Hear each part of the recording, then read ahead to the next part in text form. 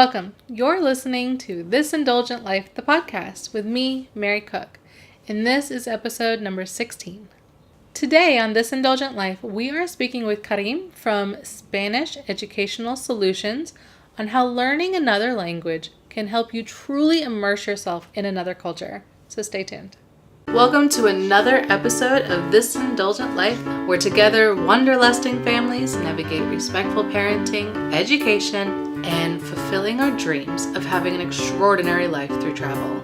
We believe that life shouldn't just be an obligation, and that the American dream isn't the same for everyone. We believe that life should be an indulgence, so cherished and enjoyed. And the best way to do that is through enjoying experiences together and following our hearts. May you be inspired to do the same.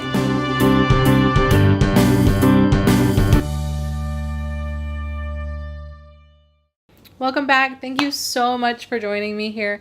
Today I'm really excited to talk with Karim, and hopefully I'm saying this properly. I'm trying to make sure I get my R's in there.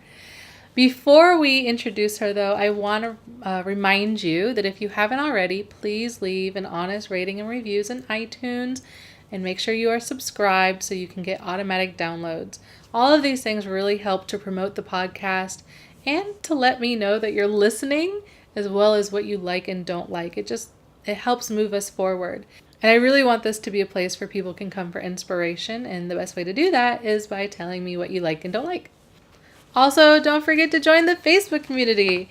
It is a small but growing community of families that love traveling and adventure, whether it is weekend warriors, one-time-a-year travel vacationers, or full-time traveling families.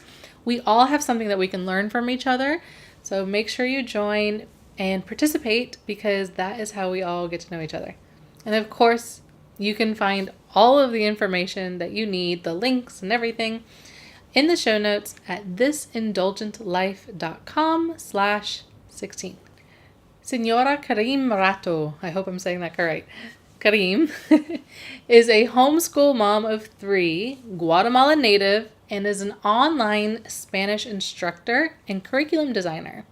She creates Spanish online programs and courses for elementary, middle, and high school, helping them to speak Spanish more natively. Karim loves traveling with her own country, from Bolivia and Guatemala to North Carolina to Spain and beyond, and believes families should try to immerse themselves in the cultures they're visiting for a more enriching cultural experience. So join me in welcoming Karim with Spanish Educational Solutions. So welcome, Karim, from Spanish Educational Solutions. Thank you so much for joining us. Hola. Hola, that's right. You're going to teach us some Spanish along the way here. We got to know what to say. Por supuesto, of course.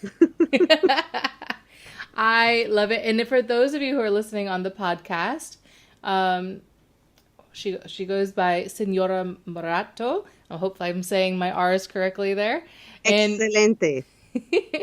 And if you're looking at the video, you can actually see some of her charts and things behind her. So she is full on teaching people Spanish. And I think you're really going to get a lot out of this, because not only are you going to learn how to help your child learn another language, but also why that's important to traveling families and how that can help you have a more immersive experience into other cultures. So I'm really excited. Thank you for the privilege, Mary. María, en español. Sometimes I always thought I should be called that. María. So let's start this off by just telling the audience a little bit about who you are and your family and how you got into traveling. All right. So, hello, everyone. So we got into traveling because to get to this country, United States, which I love, I had to travel. So we have no choice. I was born to travel. And I'm married to someone from a different country. I'm from Guatemala. I'm Guatemala native. Guatemala, and my husband is from Bolivia. So in order for us to connect as a family, traveling is not an option. We have to do it, Yeah. and it's something important for me, for my husband, and for our kids because we want them to remain connected to our culture, which sometimes could be confusing to them because they always remind us. Remember, we are Americans. We are for North Americans. They have to remind us that sometimes because sometimes I treat them like they are Guatemalans. My husband treats them like they're from Bolivia. They're like, stop, we're Americans. So we have to embrace the mixed cultures, and so traveling is part of who we are. That's awesome. Yeah, we call that a third culture kid. Sometimes, Mhm. well, I don't know if yours technically would qualify, but like mine's third culture. So it's where they are technically a nationality somewhere else, but they're growing up in a different culture than what their parents are. So that's kind of like this bizarre Yes. mix where they think like technically their culture is this, but they're growing up in this culture, and so they see that as, it's a very bizarre uh, thought. Like my kid, I don't think he realizes that he's only 2, so he definitely doesn't. But I'm fairly certain he thinks he's Chinese or Filipino. I don't think he thinks there's anything else. Oh, So, what a beautiful and amazing thing. so definitely, I totally understand that. All right, so tell me a little bit about what inspired you to begin your business, Spanish Educational Solutions. Tell us a little bit about what it is and how you got started doing it. So, and you totally maybe understand this. When you move to another country, you need to start thinking how you're going to adapt, to the new culture, how you're going to survive sometimes, and you definitely need to start your life all over. So I came here to United States very young. I was like 18. So I was very still trying to figure out life. I had, obviously, my life was not perfect. There were things that I needed to put together. Who doesn't, right? Yeah. But it was a little bit complex for me because I was in a new country. However, I felt like yeah, I saw that like a fresh start for me. So as I navigated, adapting to the new country, learning the language because I did not speak any English when I came here. Not even I Wow. didn't say even hi. So people would say hi, I would say hola because I was like, hola. Yeah, it was confusing. I was afraid to speak. Yeah. Who is when you don't know the language, even though you may know the words because you don't want to sound like Yes. your accent. So I was so afraid to speak. So, it took me a while to learn, but I knew one thing. I knew that education was the solution for me. I knew that. And no matter what, I always fit education in my lifestyle. I knew that I had to go back to college. I knew I had to learn the language. I knew I had to find my way into really not just being part of this society. We love the United States. We love this country. We love the history of this country.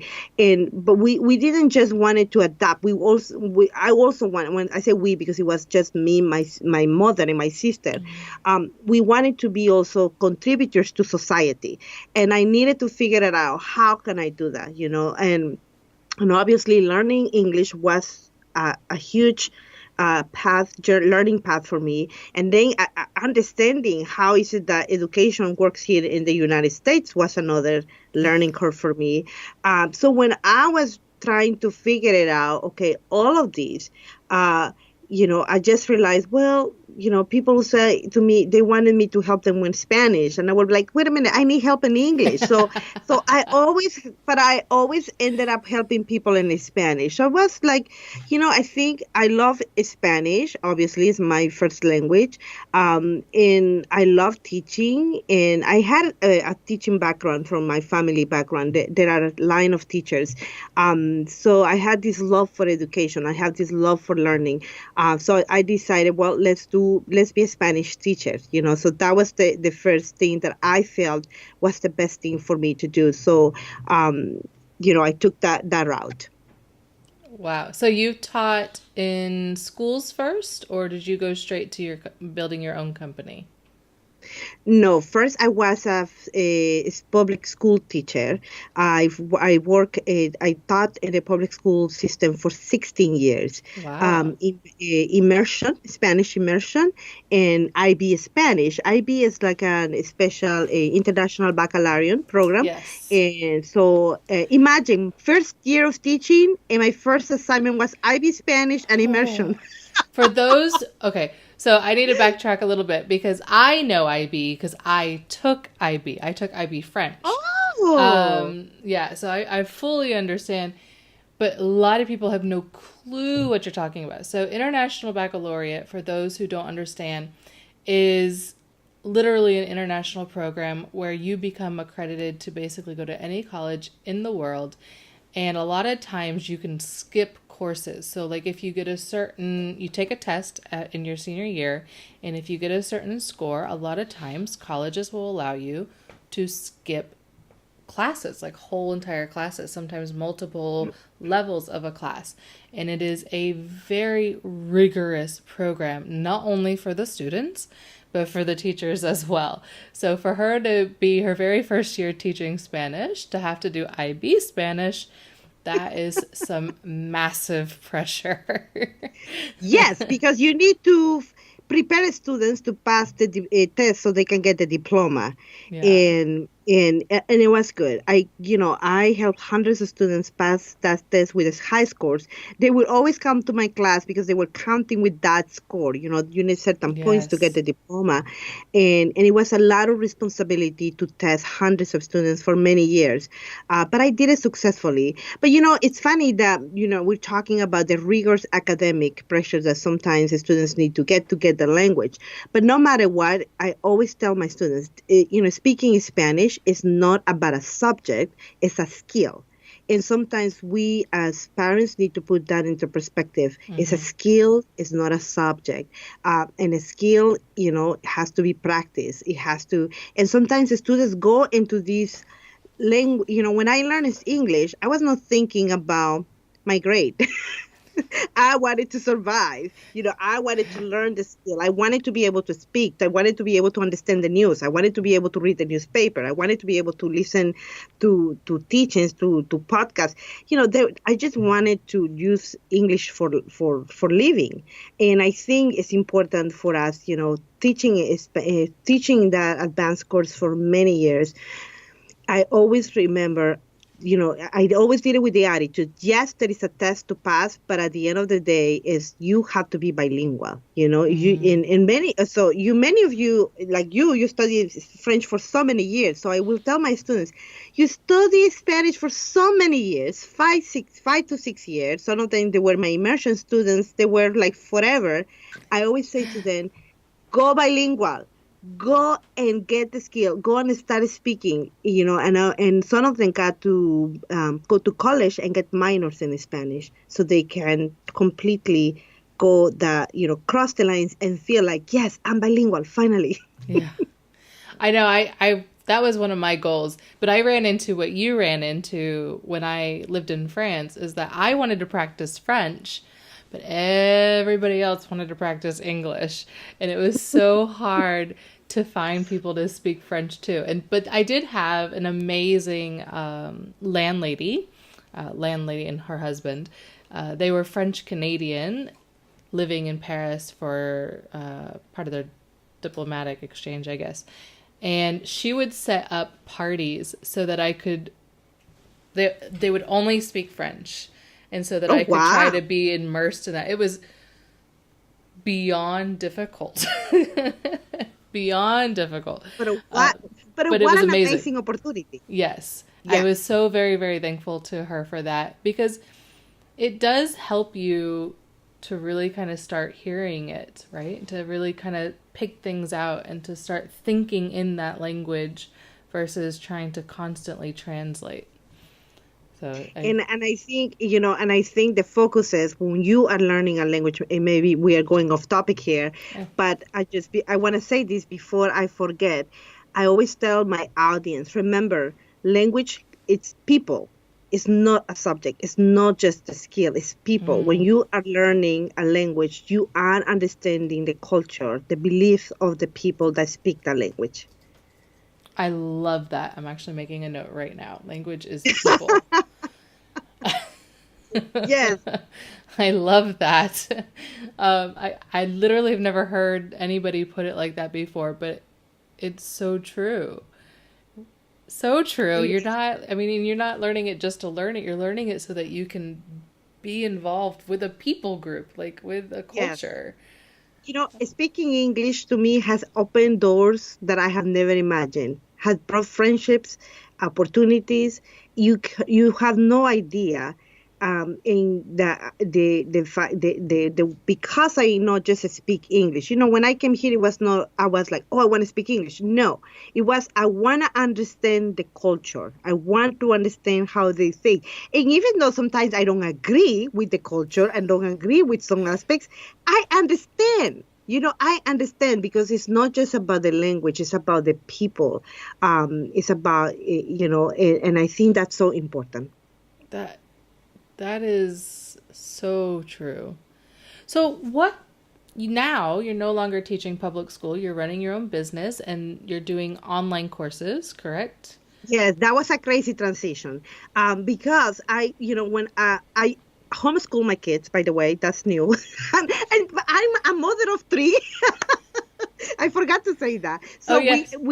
yes. So I have, my husband and I decided to homeschool our kids even before they were conceived. My husband dropped that crazy idea one time that we were driving. I don't remember we were going somewhere, and he's like, when we have kids, I want us to homeschool. And I was like, what is that? I didn't even know that was homeschooling. What is homeschooling? And I remember he had that idea. So he knows me. I'm not really good about changing my mind. I'm very stubborn in what I want. So he dropped the idea like Way longer ago. 5 years before having the kids for me to start thinking about it. Um so Smart man. so we ended up homeschooling our kids. But I never really left the classroom. I always, and I work, like, the school that I work is like 6, 8 minutes from my house. So I always have the luxury to have my kids and have my mother. My mother lives with me, this is a huge blessing. So I will just do what I have to do with the kids and teach and come back and do what I have to do with the kids. So this is something that I always did. Kept myself in the teaching field, even though I was homeschooling. But then I decided, my husband kept saying, he's always the one with the crazy ideas. He's like, well, it seems to me like education is moving a lot online. Why you don't get into the online education? I was like, you crazy. I love my students. I love to see them. I love to see their faces. I will not imagine myself teaching through a screen. No, no, no. So I fought the idea for many years. But then I got to the point, I think as an entrepreneur, and you and I have the same kind of attitude. We get bored. Yes. It's like, okay, we are like, what's next? And I felt like after 16 years of teaching, immersion and IB Spanish, I love my students. This is the part where I miss Mm. having many, many students surrounding me, because people gives me energy. Some people gets the opposite of people. They get drained when they have a lot of people around them. My character is the contrary. I can have a lot of people, hundreds of people around me, and I feel their energy, and I don't need coffee. I'm energized. And that's the thing I miss too. So I was trying to figure it out, the online transition, and then finally a university that is close to my house opened a new program, and they say we are going to have this new program, and it's basically teaching you how to do online teaching and how to create online curriculum.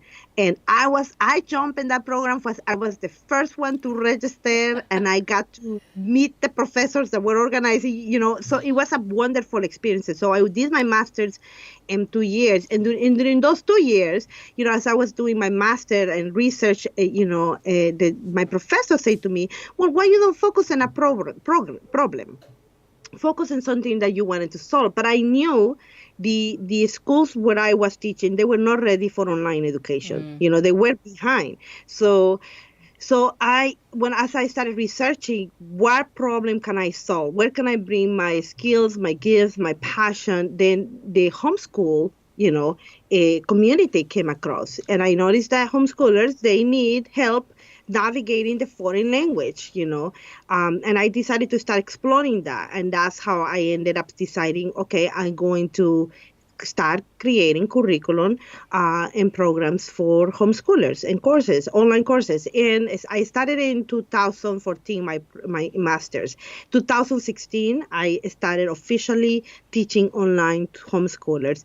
And now, I I have a community that I teach in, and I'm growing my audience. A lot of people still don't know me, and that's the hard part, to let people know. You say, Mm. I'm here, but a lot of parents are doing the that job for me. They're telling others. So it's working.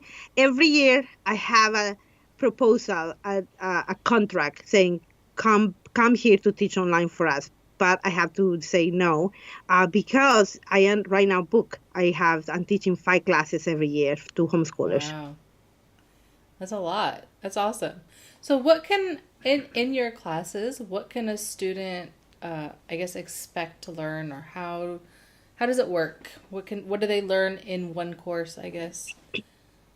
So I divide my students in two different type of students. So I have the elementary age student, because I do believe teaching needs to meet learning needs. So I do not teach the same way that I teach secondary. So for years I taught secondary, and I thought I only wanted to teach secondary. To tell you the truth, I love teaching seniors and juniors. Parents think I'm crazy, but I love teaching sophomores, freshmen, middle school. I love working with teenagers.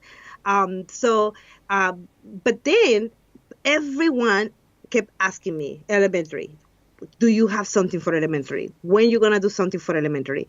And then I was faced with the challenge that my own daughter, my primary age, she's 8, well, 9, 8, 9. She did not want to speak Spanish to me, because Oh.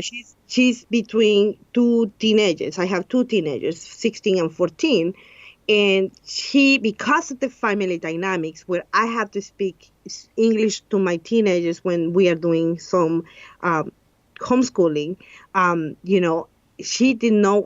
She got into the thing, I don't need to speak Spanish. And, so that itself Oh. created a huge issue for me, because I was like, no, I am no, I'm raising bilingual students.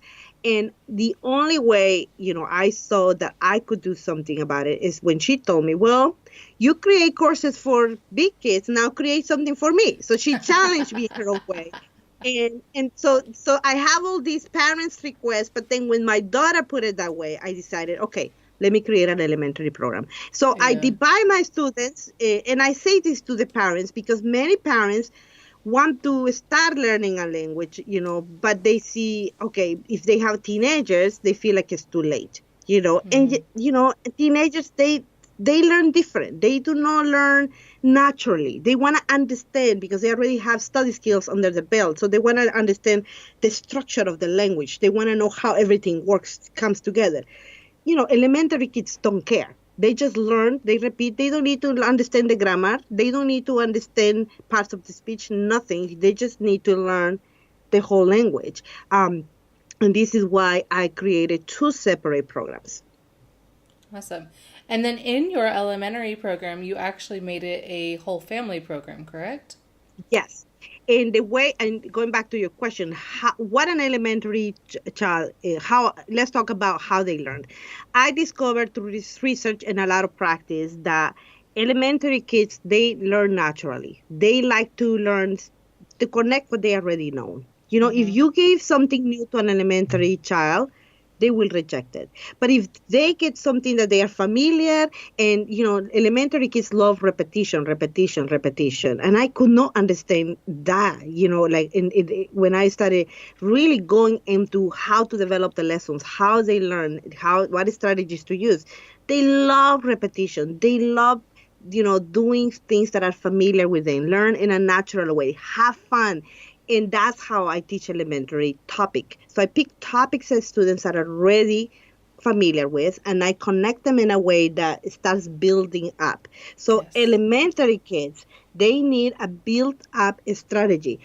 Teenagers do too. But remember, the mind of a teenager is busy doing so many other things. So imagine your mind as a computer. You have so many things in your head. What I teach a teenager, how I teach it is very different than an elementary. Teenagers tell me, go to the point, Senora Morato. Don't waste that much time. Just tell me what I need to do. I'm ready. Just don't go around the bushes. Elementary kids is totally different. You need to create this building up.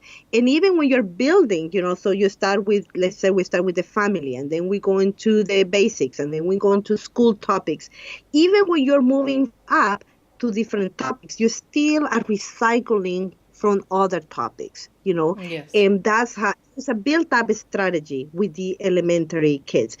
Teenagers, when I give them themes, I say, and I pay attention to what they are going through. What is a teenager going through? They're going through, issues of school, extracurricular activities. They love food. They love music. They love culture. So I take those topics and I create those models, and I teach the grammar, the build that grammar connecting with the topics. So my approach to language doesn't matter if it's elementary or middle school or high school, even adults, because I have some adults that I coach. It's how we're going to speak from first lesson one. Lesson one, you should be speaking. Even if you don't understand what you're saying, you should be speaking. And that's my approach. So whatever. And the problem is sometimes that we spend so much time learning the grammar, learning the vocabulary, reading this. And then I'm like, when are you going to speak? Oh, not yet. I'm not ready. It's like, okay. You can't do that in language.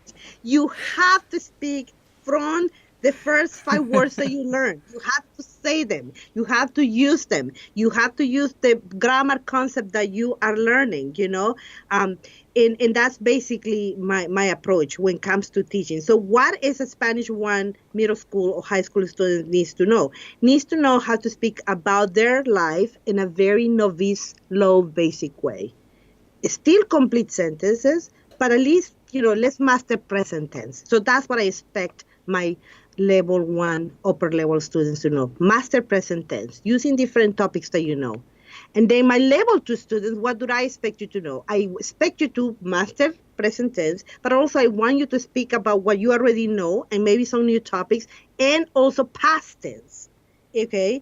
And commands, using commands. Because we Hispanics are bossy, so we use a lot of commands.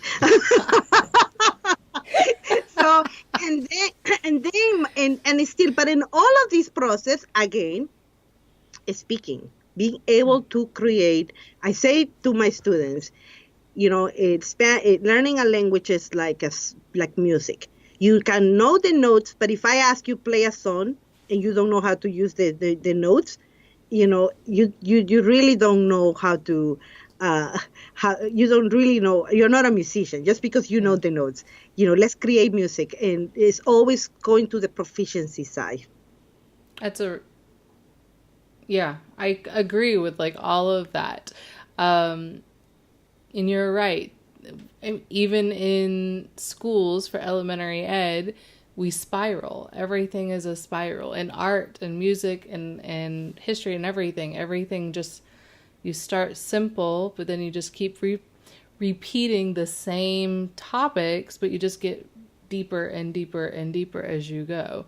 And then with the upper grades, the way that you involve their everyday life, I remember when we were looking at the books and stuff in high school and the language books, it would be about things that didn't necessarily pertain to your life, right? Like it was just set things that you had to learn because it was in the book. I love the fact that you looked at what a teenager is actually experiencing and interested in, and then use that to develop your curriculum. And so they have an automatic invested interest in it because it pertains to their life. So I love that. And sometimes I always say my first level is very self-centered, because I believe if you master the job form, how to speak about you, then you're gonna transfer those skills to learn how to speak about the other forms. So I always emphasize this center of the student first, and then we move into other things. Now, I have a Spanish 3 class, and that Spanish 3 class is advanced. My students already had Spanish 1 and 2, and I expect them now to move from themes, that are more related to them and daily life to abstract themes that are related to society and technology. And it's more challenging, but they are able to do it because they already have the skills from level 1 and 2, and then they are able to now start moving into more complex ideas. And in all of my classes I teach writing, because I do believe, reading and writing and listening are part of the proficiency process. But everything ends in also speaking. That should be the goal, the end goal. And, talking about the students, the elementary, that one of my group of students already are studying topic 7, which is all about the animals. At this point, students are speaking complete sentences about the Wow. animals, complete sentences. They are describing what the animals do, where they live, what they eat, what color they are. But there is no way that they will be there if we wasn't for the previous Mm-hmm. topics that they gave in the foundation. And again, elementary kids are able to absorb complete sentences from day one. They don't question, they don't get frustrated, they don't, they just repeat, they just follow along. A teenager, you give them repetition, they will be like, too boring. The mother will ask why you didn't do your homework. It's boring. I don't understand. So this is why it has to be a different strategy. Like as a parents, it's not the job of a teacher to figure out our kids. It's our job to Yeah. figure it out. Our kids, our own kids. I think, when I was a teacher, I love parents that will come to me and say, this is my child, which sometimes it will not happen. Sometimes I will have to ask when the parents will come to me frustrated about school. I will ask the parent, how do you do this at home? How do the student, how do you deal with this scenario? And the parents will say, well, I don't, because they don't listen to me. Okay, that's the problem. The problem is that we are not taking care of this at home. And so it shows up at school. I think it's so important as a parent, since we are talking about traveling and we're talking about learning, is that we need to study our child. We need to study how they learn. I have three kids, and not I every time the curriculum that I use with my first one, I did not use for the second one. And the curriculum that I use for my second one, I did not use for my third one. Each one has a different way of being. And that was my challenge. Now, Mm-hmm. some parents there have the magic to teach multiple ages, and I think it's magic because, I didn't know how to do that at the beginning when I started homeschooling, because it was so different, the learning styles, that I could not mix them. But I know some moms that they do a very good job teaching, putting the multiple ages, but being always aware. Okay, what is what is this student needs? What is this child needs? And versus what is this other one needs? And sometimes, parents tell me, I have an issue with my child and I don't understand why, because I treat everyone the same. Well, that's the problem. You can't treat everyone the same. Yeah. Every child is unique, is created in their own way. And we just, as a parents, we need to be aware about that.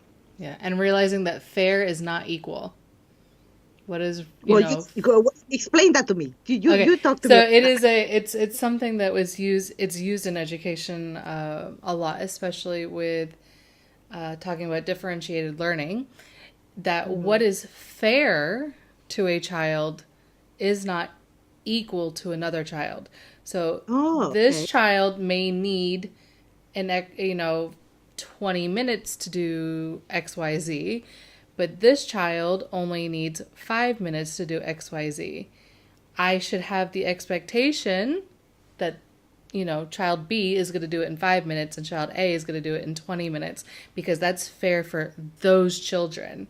And I'm not going Mm-hmm. to put, the expectations uh, based on another child. You know, Mm. I'm not going to assume that all children should be able to do something because the one child can do it. I'm going to make sure that I'm basing my expectations off of the individual child and their individual strengths and weaknesses. And sometimes Wow. that means one child gets way more help in something than another child does because that child needs it. So That's fair true. is not equal. That's so. Ooh, that's a good, profound. Thank you for explaining that to me. I can't take credit for it, but it's definitely something that makes you think. I think the way that sometimes teachers try to explain it to to the students, is that you know, let's say you got a paper cut and I just broke my leg. Do they both require band-aids? Mm, Right?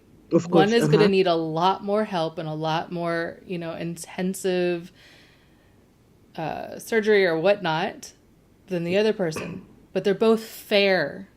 I'm giving you a band-aid, but I'm giving this person a cast. That's fair because that's the need that you have. If I gave the person with a broken leg a band-aid, then that's not fair to them because that's not taking care of their Mm, needs. So wow, that's that's so good. Yes, I love that. Yes, and it is so true. And, I can say this talking about my personal kids, we have done so different from each one of them. We have to face challenges on learning issues. And some of the learnings were not necessarily learning issues of, one was very gifted and needed extra, you mm-hmm. know, and the other one, it was very gifted, but it was not necessarily the extra that we were giving to the other one Yeah. was the need. It was a totally different need.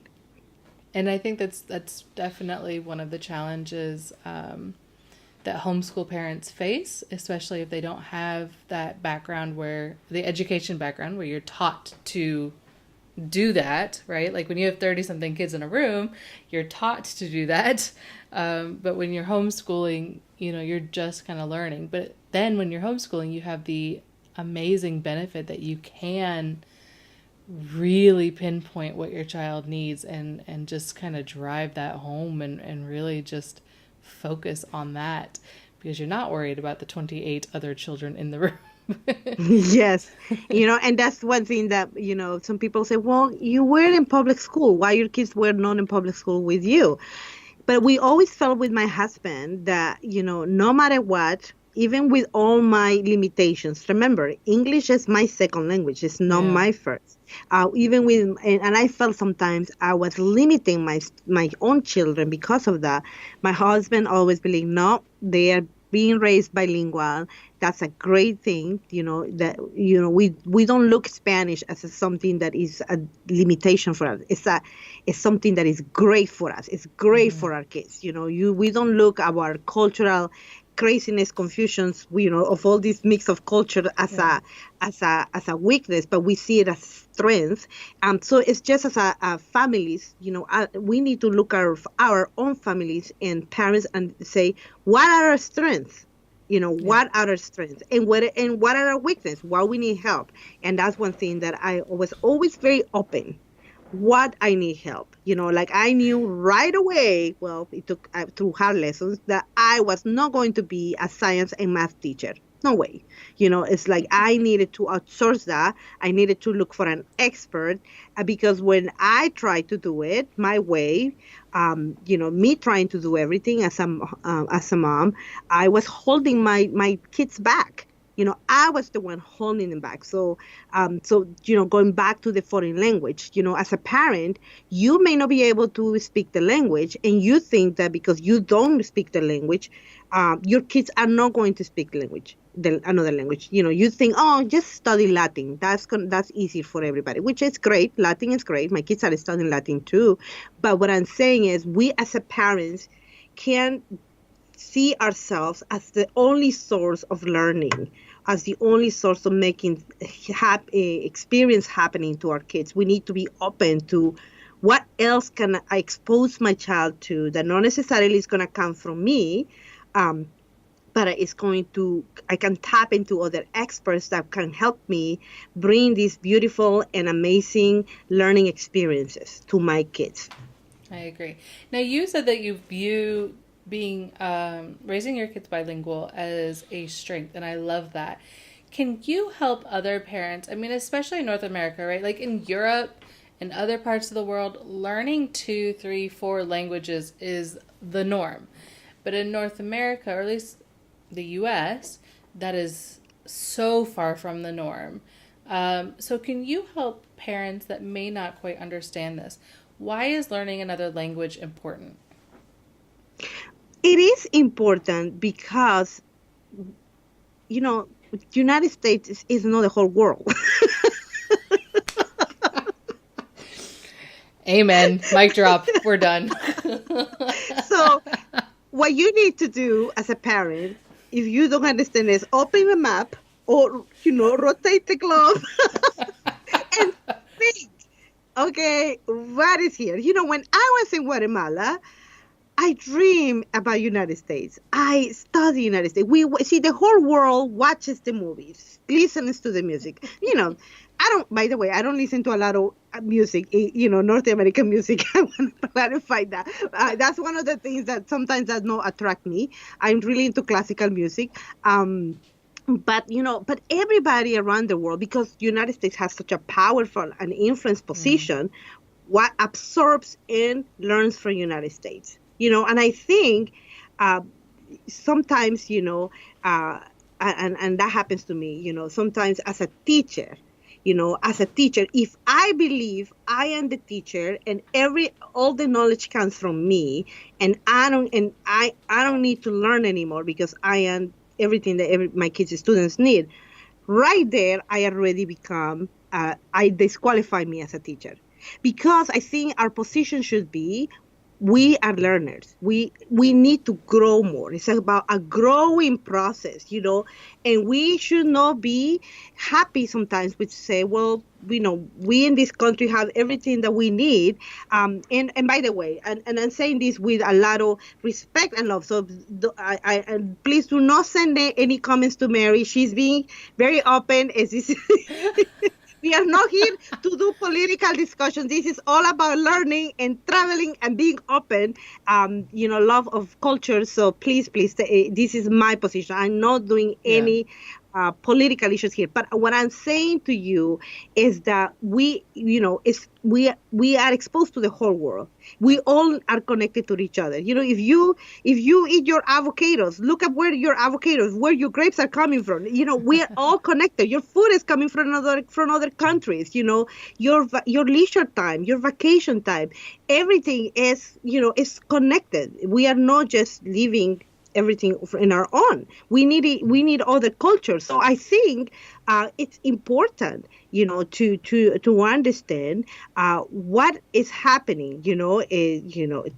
China is another powerful country. Some students are learning Chinese. That's amazing because you want to reason with other people. You want to talk to other people that think different than you. Now, I'm not saying to change who you are. There are some values, Yes. some principles that my husband and I hold dearly that we learn in our countries. And we are not saying, oh, all that I learned from Guatemala is done. No, it's not. It gets stronger as you get older, But what I'm saying to you is important to raise children that understand that, especially now with social media, with internet, with everything, we are all connected and it's good. And not only that. So that's just what the cultural part. Now let's talk about the intellectual advantages of learning another languages. If we go into the science part of how even a brain looks even different from a bilingual children, and so there are so many other things that, if you learn. I noticed that I remember one student that told me, Señora Morato, we were studying really hard Spanish because she was going to take the IB test. And then she told me, after studying very intensively for a few weeks, then she took the SAT. and her SAT score went up. And she told me, I'm sure my SAT score went back because the focus and intensity I did studying Spanish during the last 3 weeks too. So so it's all connected, not just intellectually, but also culturally speaking. It's a Mm-hmm. good thing for us as a country to speak other languages, to be able to communicate with other people. Um, and also emotionally, when I think about Spanish, just the Spanish language, it's a passionate language. You Mm-hmm. can, and it's a happy language. It's you know, just the music. When I have Oh. a lesson about music. The music itself, my students tell me, I don't know what they say, but I feel so happy. Like, just it could be also an emotional. It could give you also an emotional input of happiness. And the food, you tell me, who doesn't like food from other people? So, so those things is like, we can't just embrace, sometimes the food of a culture and not pay attention to the language. You know what I mean? We can't True. just not embrace the music of the language and not understand the language. So if we are passionate about Chinese, Japanese, French, when students start just not learning the language and do the traveling, and this could be a good transition for us to talk about traveling. I see the difference. I always got emails from my students that went from doing the IB Spanish program with me, and then they went to travel. Even some of my online homeschool students, they were studying with me, and they were like, "Oh, I'm going to Spain," and they traveled to the country, and they experiencing everything so different. The experience was different because they knew the language, not perfect, but they understood. They were invested intellectually into the Mm-hmm. traveling part because they wanted to absorb more. The culture, the richness of the culture, the speaking experience, and the communication part. But I think, raising a bilingual child, it affects them not only intellectually, but also emotionally and culturally. Wow. Yeah. Yes. I don't know if there's much more to say to that except yes. And it does help you, if you know the language and you're traveling, it's just gonna be easier, right? Like it's Well, just, yes. Well, let's talk about you. So you were a French student in a regular school, yeah. and then what happened when you went to France and you knew the language? What happened? How was your experience? It made getting around easier. Like I wasn't great with speaking, but I was able to at least ask for directions and I was able to understand the directions. And I felt like it was a more community because I was living there for a little bit. And so I felt like it was my own little boulangerie and my own little charcuterie. And, like Mm, being able to have even simple greetings and things like that, it just made it more personal. And it was just easier to get around. that's true. And I guess you felt your mindset felt better. Yeah, Even a sense of safetyness. At least I know what to say if I need something. exactly. You just feel more Even comfortable. if you just need to ask where is the bathroom, right? That's important. And it's true because I live here in Hong Kong now and I don't know Wow. the language. And even though I tried and failed miserably, but I did try. And I have a few words. But not knowing the language, I mean, I've been here for 4 years, and it's just like when the button doesn't work on the bus to tell them to stop, it's like, what do you even say? You just start yelling, like, or, like just simple things, or the taxi driver issue. And even though English is actually an official language of Hong Kong, and you can get by without knowing any Cantonese, it Wow. still would be easier to know the language. I really, it has 9 tones. So if French is hard for me and Spanish is hard for me, then Cantonese is just we would require a lot more than 4 years. Yes. And but I think even a lot of people from our countries, Latin America, in the Hispanic countries, Spain, they speak English, Yeah. and I think this is, I guess we can easily say, oh, we don't need to learn another language because everybody speaks English. So Yeah. that itself, so, our conclusion here, to make things maybe short, is that it's a mindset issue. It's a mindset, knowing, I'm going to study this language. As a parent, I'm going to expose my child at this language at an early age. The earlier, the better. I'm not saying that, teenagers cannot learn the language, but I'm going to tell you, being a teacher for so many years, more than 20 years Yeah. of teaching teenagers, some teenagers, they say, yes, I want to. But even if they want to, they don't have the time. They have too busy navigating so many things when they are in their 10th grade, 11th grade, and senior year. So if you have this vision of raising bilingual children, start earlier. That's all I want to encourage you. Yeah. Even if it just means, YouTube, like sometimes, because my kid will wake up with me in the morning because he just won't sleep without me sleeping next to him. Mhm. But I have to get ready for work and there's no one else really. So I put on YouTube for him. So sometimes I try to put on Spanish, French, Cantonese, Russian, like any kind of language. Because right now, I just want to like inundate his brain with languages. Mhm. So I'll Mhm. just put on songs and shows and things like that in a different language so that he can start even just hearing it, right? Like you may not fully understand, but at least it Mhm. starts that process of being able to activate the language part of the brain. So I And think, awake the interest, right? yeah, And sometimes, as a parents, we are that. We just awake something. We right. don't know the end, but we are awakening that. So good for you. Or like when we give him a bath, I can count to three in Cantonese and Spanish and French, and so so like when I'm going to do the water on his head to wash his hair, like I do it Uh, 3 times, so I do it each time in a different language, so that wow. it's it's not very much, it's just counting to three, but at Well, least Mary, it's you're trying harder than me. I'm gonna tell you this. hey, I'm bound and determined that my kid is not going to suffer the way I have with not being able to fully immerse myself the way I have wanted because I love languages. That's It amazing. just it nuances are hard. So I'm bound to determine he's not going to have that problem. And I So believe that.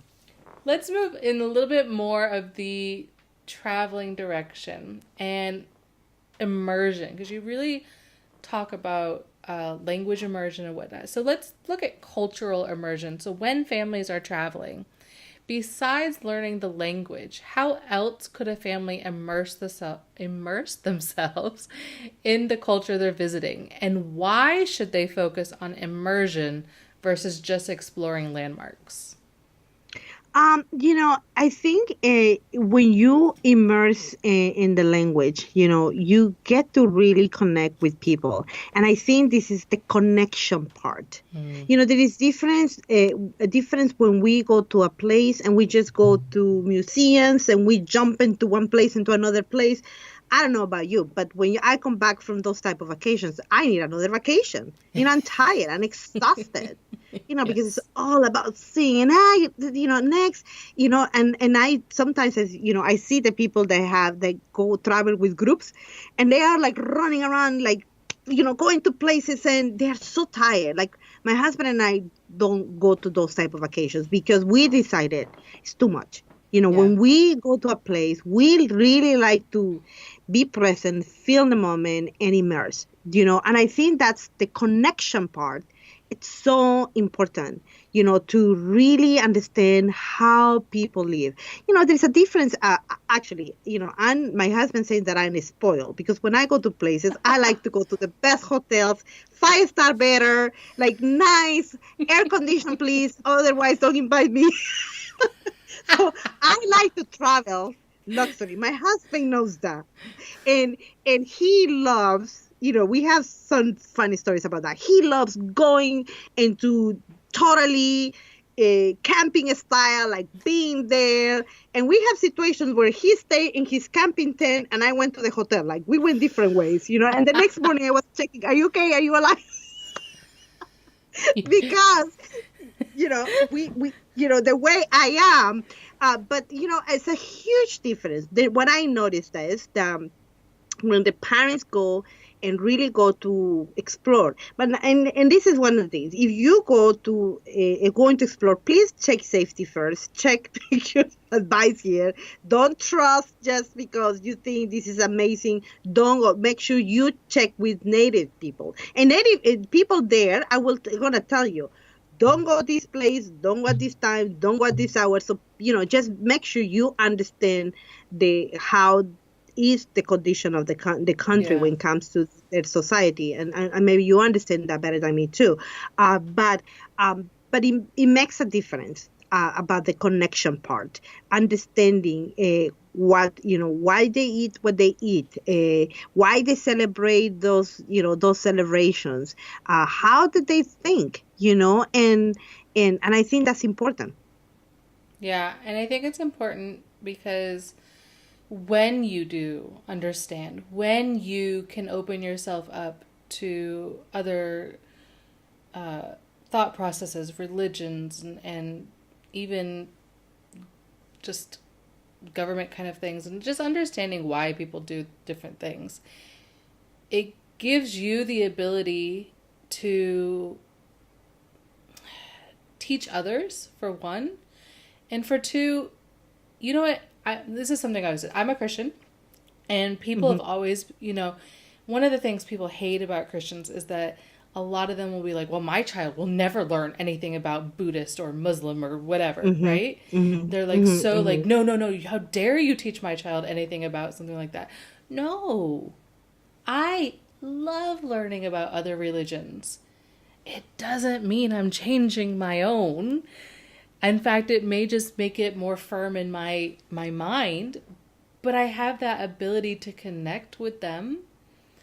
Like I now can understand what you're doing and respect what you are doing. It doesn't mean I have to change my own opinion on something. Yes. Hmm. So I But think this people is just need to do that. the listening part, right? So now Yes. we're talking about the listening part. And sometimes, people will listen more to your attitude, to Mm-hmm. what you want to say. And I think attitude is very important. As when we go to tourists, as a tourist, just having this attitude that not it's not just about us and us having a great time, which resting time, which we want that. When we go on vacation, we are looking for us to, what we have such a busy life in here in the States. Very Mm. everything is, even though we try to simplify our lives, we don't believe we have this mentality. We're raising our kids with the mentality that um more doesn't mean better.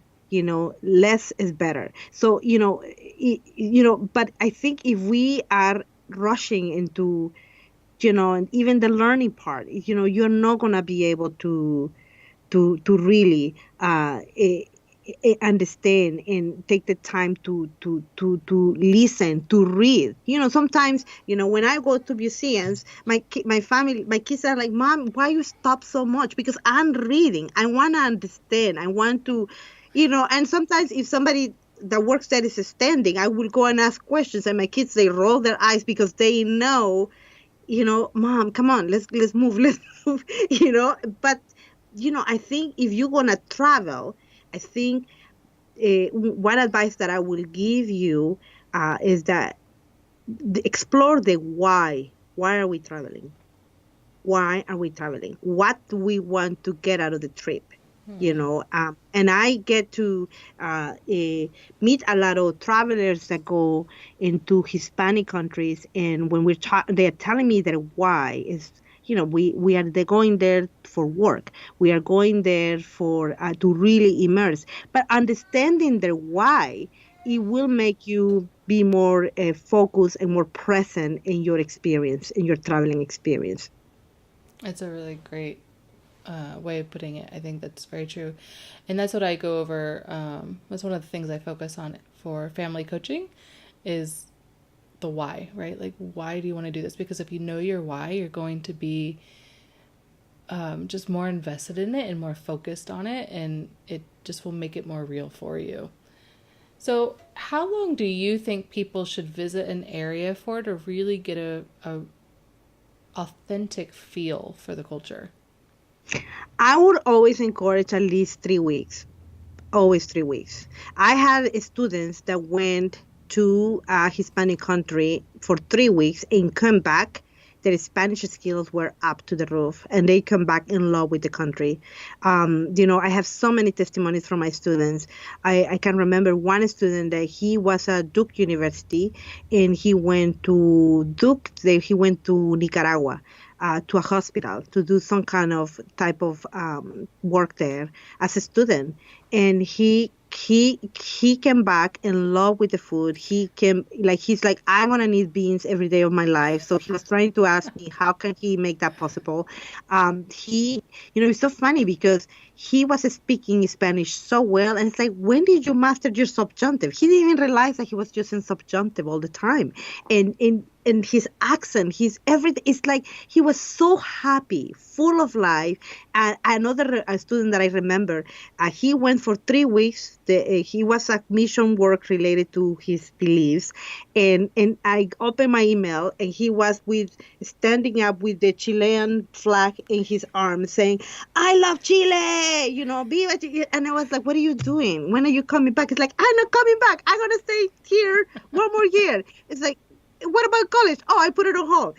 So I think, at least, things can happen in 3 weeks. At least, but of course, if you can only do 1 week, we usually with my husband, if we go to another country, we always book 3 weeks.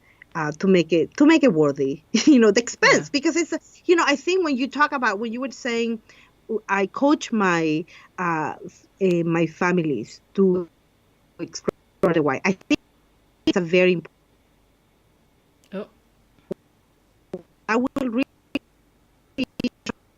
because you are saving that family time, you are saving that family money, you are saving that family in a lot of maybe headaches that you don't want to go through, and also you are giving them the opportunity to really enjoy the experience. So what a wonderful thing that you're doing to coaching families about traveling. That's amazing.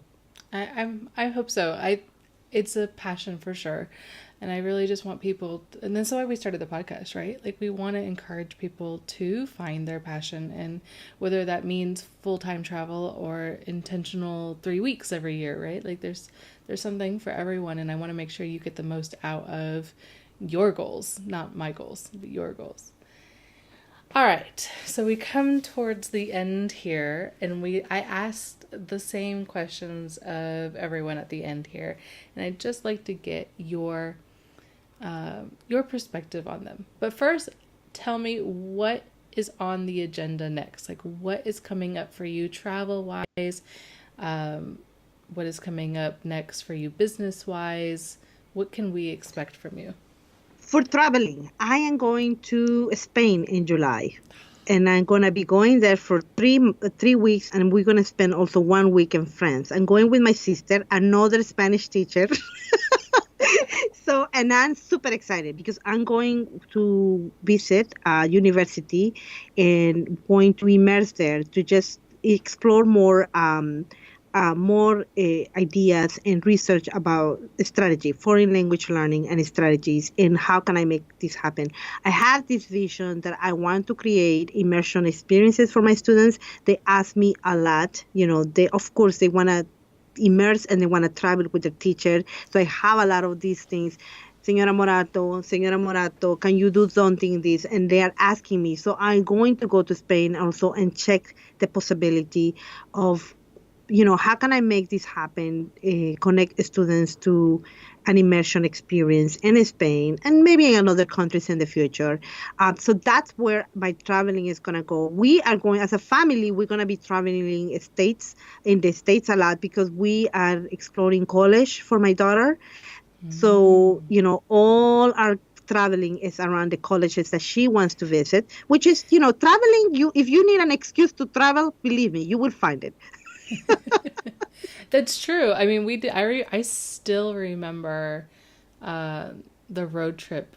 My mother, my little brother, who's 10 years younger than me, and I did when I was looking at colleges. Like we went from South Florida up to North Carolina, and then we stopped over in D.C. and did some museums and Indian food, and then went up to Philly and before coming back down, right? So we Yes. made a trip out of it.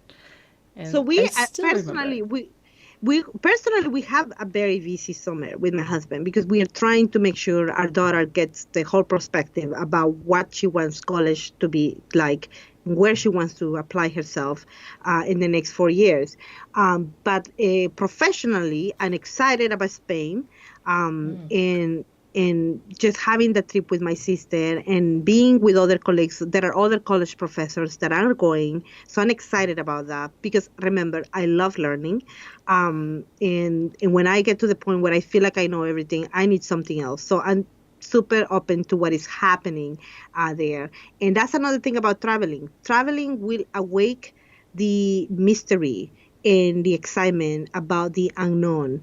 We are so used to calculating everything, wanting to know everything, plan everything on our lives. So, my husband and I always say, we need to travel, we need to unplug, we need to just, and get creative. When you take that time to travel, your creativity, your purpose is revealed because you get out of the routine, you get out of your comfort zone, you get out of your own world, and magical and supernatural things can happen to you because you are experiencing, you are leaving the comfort, your mindset, your regular routine and everything. So we believe that traveling is powerful.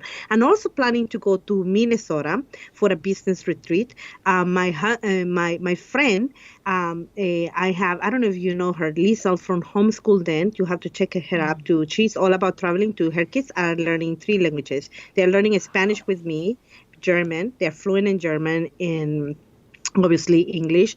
And but she's taking her kids to a German camp, and she's invited me for us to work on business for 1 week, immerse in business. And we are both working in the Spanish elementary because she is also helping me. She already developed German language lessons. So she's teaching me, also learning from her how to do a lot of fun worksheets. She takes care of all the worksheets from the elementary program. And so we are immersing ourselves. And so I'm planning, I don't know Minnesota, so that's new to me. No idea how it is, and like totally open to what is there. We'll also maybe be traveling to Pennsylvania. My son is going to a summer camp there. And I don't know how we're going to get there. We signed him up, but we didn't know it was that far. Like it's really far. So we're trying to figure out how we're going to get our son there right now. So that's one problem that we have. So we have a lot of traveling going on here. Business wise, I am in the middle of launching my 2019 and 2020 courses for middle school and high school, and also my elementary. So I have a one speaking class that I'm opening for elementary students, the upper level, and also I'm going to at the end um, of May, any family that wants to join the family, I have a family program for elementary, will be able to join if they want to start their learning, Spanish learning journey as a family. Okay. Wow, that's a lot on your plate. It's exciting though. Yes, it is. All right, so I think we've covered this a little bit, but just give me a more concise answer, I guess. What do you hope your kids will learn from traveling? I obviously that I want them to learn from other people. I want them to connect with other people that are different than them, to learn ideas, beliefs, and to compare them to what they believe. I believe that when you travel and expose yourself to new learning experiences, whatever you are learning, whatever you believe gets stronger, Mm-hmm. because you are able to compare and contrast. Oh, this is how these people live. This is, and one thing that I wanted to say is that when you travel, you not only get to experience the richness and the good of the country, you also gonna learn the bad. We are not a perfect world, so you get exposed about what is, sometimes if you wanna understand the political issues that we have even in this country, go ahead and study the history of the other countries, and you will understand better also why we have the issues that we have. So and history unfolds in our before us, and it's happening not only here in the United States, it's happening in other countries. And the history of when we go to Bolivia, my kids have gone to Bolivia, when my kids have gone to Guatemala, even when we have traveled to other places in the United States, the history, learning what happened, learning what is happening, and connecting the dots and understanding all that, is very important. So I want to raise down to earth kids.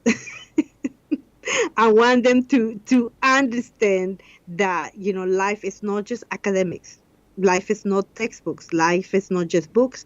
Life is not just social media. It's not just media, even though they are on social media. But all this bubble that sometimes our kids can get stuck because they don't get out of the bubble. Um, for us, it's so important that our kids face, a reality by knowing other countries. I remember when my kids went to Bolivia and they saw poverty, like really close, like when they saw a child, like a little child running in the streets with no parents around. That was something that they understood. When my daughter went to Bolivia and she wanted to play piano, and we could not find a piano because it's a luxury. So if you want a Yeah. piano, you need to rent. All those things you don't teach them through a TV or through a movie. You only experience things by being there and experiencing that. And that's what the kids that we want to raise. We want to raise kids that are down to earth. Well, and globally minded, right? Like globally connected and understanding all of the interconnections of history and food and politics and religion and language, and everything is so interconnected. And I think that is so important. I think I agree with you. All right. So, for you personally, what does traveling with your family or getting to travel with your family mean to you? Connection. Yeah, we come together more as a unity. We as a family, it brings us together. And because you get to experience bad things and good things, and that's where us as a family does. For us as a family, remember we are separate from. We have so many family in our countries that we Mm-hmm. don't are in touch. So when we go to there, it's just getting connected and in touch with your past, with your background. It's very meaningful. It's very meaningful. When you are from another country and have or the majority of your family are in another country, you miss you miss people, you miss experiences, and sometimes you don't know what you miss until you travel and you get to connect. And when it comes to fun traveling, I'm not gonna lie to you, we love eating. So we every time we travel, we always the first thing we check is like, what is the best restaurant? What is the where is the base ice cream where we're going?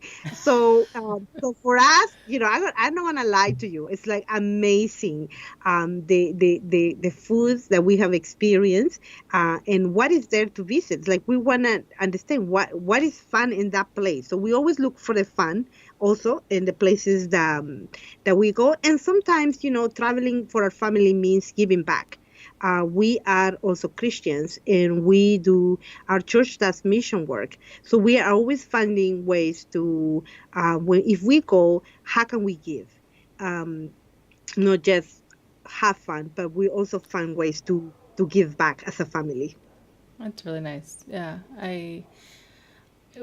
I've spoken with a few families that their goal is to be able to give back, and there are so many ways. There's family volunteering, there's mission work, there's I was talking with um, somebody this morning, and it was called pack pack for purpose, or pack for, I have to remember, but it was basically where you could bring clothing and toiletries and things like that with you, and then give them out to people in need Wow. in the country that you're going to.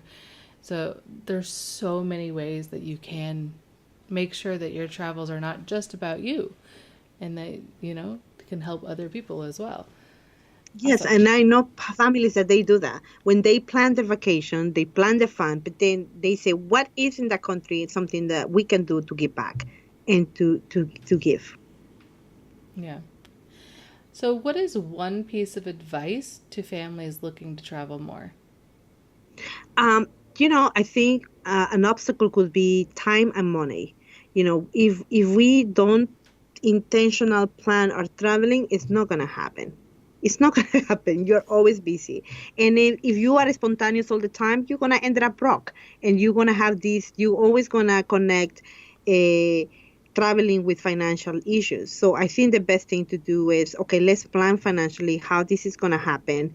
Let's plan. Also look at opportunities. Sometimes, when I look back, I regret not really tapping into the opportunities that I had. We Mm-hmm. have friends and family living everywhere around the world, and sometimes we never tap that, and into that because we didn't plan for that. But plan financially. How can this happen? And this is how we do it. Like we when we decide to travel, is how it's gonna happen. What as a family it needs to be done so traveling can happen. And also mindset. I gotta tell you something. Some of the traveling that I did not do, and I regret that. Let's talk about regrets. Is that I had this mindset that I didn't want to deal with it kids issue because we traveled when the kids were little and we were like we're like it is a lot of work. So It if you're is. gonna plan, if you're gonna plan traveling with kids, I will say talk to Mary, coach. Go and get coaching, because if I would have access to you, I would have maybe tapped into you to help me create these plans with kids. I admire the parents that they take the little kids and go. So do your homework. Do your homework about the culture. Understand, okay, where you're going, how it's going to happen. We live in today's world where you have to do your homework about safety and all this stuff. So I will strongly advise parents to do that, um, and how to do it. And if you're going to plan, see if you can plan to do the traveling, not just um, for from the perspective of a travel agency, but also see if you can do some community connections during your traveling, and not just think that you depend from that one only source of traveling. And I think sometimes that's what happened. We only think that traveling is connected to a travel agency or something like that, and they are good to guide us, but it's not only that, right? Yeah, I totally agree. Travel agents can really help get you the best deals on things, and sometimes tell you about things that you may not know about. But there's always something that you should add that's a little bit personal to you as well. And especially if it's a way that you can give back. Visiting, schools or other churches or religious affiliations of your own, things like that can really kind of help create those contacts and those connections to make it more meaningful. So, Hmm. agreed. All right. So, and finally, where can people connect or find out more about you? Okay, so if the easiest way right now, I am in the middle of building my website, my Spanish Educational Solutions website. So if you want to get in touch with me, visit my homeschoolspanishcurriculum.com. So right there, you're going to, when you visit my website, you're going to find out more about me, who I am, what I have been doing, how is my teaching style, what I'm offering, and also if parents want to figure it out, okay, I want to start Spanish in elementary ages. I don't know what to do. I have a guide there that you can opt in and get it. And then if you have a middle school or high school child that is doing Spanish 1 and you're like, I don't know what he's supposed to know or she's supposed to know, I also have a guide there that you can get. Also, I am all the time at least every 2 months giving trainings, parent trainings when it comes to foreign language training. So just visit my website to see when the next training is going to be. That's awesome. Thank you so much, Karim, for everything that you have spoken. I mean, I kept you a lot longer than I had planned, but it was such good information that I felt like we really, really needed to get it all down. So thank you so much. It's definitely a different perspective when you're thinking about all the language aspects. So again, thank you. No, thank you for doing this, for responding to your passion and calling. I think it's so important for you to speak aloud the message of, travel as a family. That's such an important message. So thank you for bringing this up. All right. I wish you have wonderful rest of your day, and we will see you soon. All right. Adiós. Hasta luego. Thank you so much for listening to this episode. I learned so much, and I really enjoyed talking with Karim. She really is passionate about curriculum design, and as a teacher, I can get behind that. I really understood where she was going with all that, and it's really sound advice, guys. Like everything that she's talking about that she does is truly research based. It's not something that she made up. It's not just somebody who knows Spanish deciding to teach Spanish, but these are truly based in like research and science. So I really suggest that if you are looking to have your child learn Spanish and you don't know Spanish yourself, then look at her online courses. It doesn't matter if you're a homeschool parent or a public school parent. Her courses could really help your child and you. Remember, her elementary program is for the whole family. So be sure to check those out. And again, you can find all the links that you need in the show notes at thisindulgentlife.com/16. Again, that is thisindulgentlife.com/16. And again, please leave a rating and review in iTunes. And I would love it if you could take a picture of you listening to this episode and put it on your Insta stories or share the Insta post that I put up with others and tag us in it. So, or at least me. I'm trying to get her on Instagram, but at least tag me, This Indulgent Life. I love to see what you're doing and to follow you as well. Stay tuned for the next episode where we are speaking with Madison Bowman from the American Field Trip about having big travel dreams and what it was like to visit all 59, now 60 U.S. parks in 18 months with 2 kids in a converted school bus. So make sure you have subscribed so you can get automatic downloads of that episode, and be sure to listen. See you there.